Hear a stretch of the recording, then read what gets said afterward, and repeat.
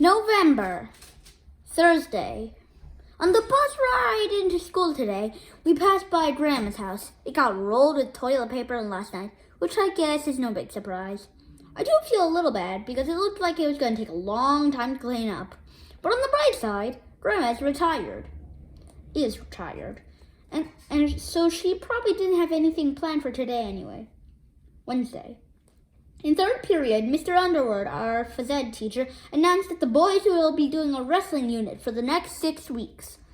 If there's one thing most boys in my school are into, it's professional wrestling. So Mr. Underwood might have as well have set up a bomb. Lunch comes right after phys ed, and the cafeteria was a complete madhouse. I don't know what the school is thinking about having a wrestling unit, but I decided if I don't want to get twisted into a pretzel for the next month and a half, I'd better do my homework on this wrestling business. So I rented a couple of video games to learn some moves. And you know what? After a while, I was starting to get the hang of it. In fact, the other kids in my class had better look out, because if I keep this up, I could be a real threat. Then again, I better make sure I don't do too good. There's this kid named Preston Mudd. This kid named Preston Mudd got named Athlete of the Month for being the best player in the basketball unit. So they put his picture up in the hallway. P. Mudd, Athlete of the Month. It took people about 5 seconds to realize how P. Mudd sounds when you said it out loud. And after that, it was all over for Preston. P. Mudd! P. Mudd! Well, I found out today that the kind of wrestling Mr. Underwood is teaching us is completely different from the kind they do on TV. First of all, we have to wear these things called singlets, which look like those bathing suits they used to wear in the 1800s. And second of all, there are no pile drivers or hitting people over the heads with chairs or anything like that. There's not even a ring with ropes around it. It's just basically a shorty mat that smells like it's never been washed before. Mr. Underwood started asking for volunteers so he could demonstrate some wrestling holds, but there's no way I was going to raise my hand. Me and Riley tried to hide out at the back of the gym near the curtain, but that's where the girls are doing their gymnastics unit. Hee hee hee. We got out of there in a hurry, and we went back to where the rest of the guys were.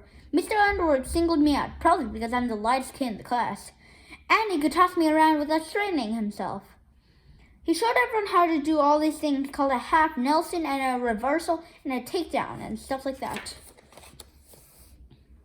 When he was doing with this one move called the fireman's carry, I felt a breeze down below, and I could tell my singlet wasn't doing a good job covering me up.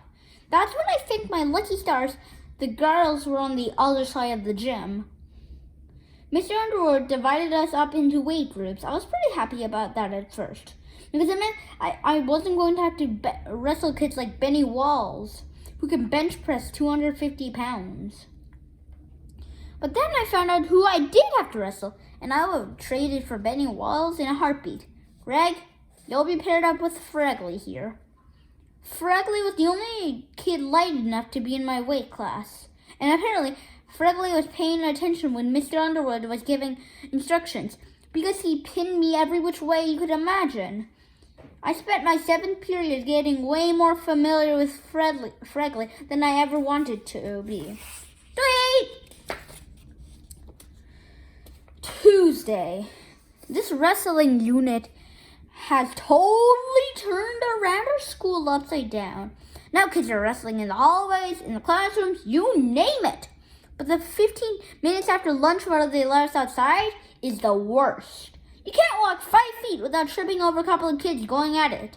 I just try to keep my distance, and mark my words, one of these fools is going to roll right into the cheese and start the cheese touch all over again. My other problem is that I have to wrestle Fregley every single day. If I could move out of his Fregley's weight, but this morning I realized something. If I could move out of Fragley's weight class, I wouldn't have to wrestle him anymore. So today, I stuffed my clothes with a bunch of socks and shirts to get myself into the next weight class. But I was still too light to move up. I realized I was going to have to gain weight for real. At first, I thought I should just start loading up on junk food, but then I had a much better idea. I decided to gain my weight in muscle, not fat. I figured I've never been interested in getting in shape before, but this wrestling unit has made me rethink about it. I figured if I bulk up now, it could actually come in handy down the road. The football unit is coming up in the spring, and they always split the teams up into skirts and skins. And I always get put on the skins. I think they do that to make all the out-of-shape kids feel ashamed of themselves. If I could pack in some muscle now, it'll be a whole different story next April. Rick Heffley, you're on skins. Rip! Bah! Tonight, after dinner, I got Mom and Dad together and told them my plan. I told them I was going to need some serious exercise equipment and some weight gain powder too. I showed them some muscle magazines I got at the store so they could see how ripped I was going to be. Mom didn't really say anything at first, but Dad was pretty enthusiastic. I think he just had glad I had a change of heart from how I used to be when I was a kid. Dad, Greg. Dad holding a weight. If you work out regularly, you can get big muscles. Muscles are gross. But Mom said if I wanted a weight set, I was going to have to prove that I could stick with it, an exercise regimen. She said I could do that by doing sit-ups and jumping jacks for 2 weeks.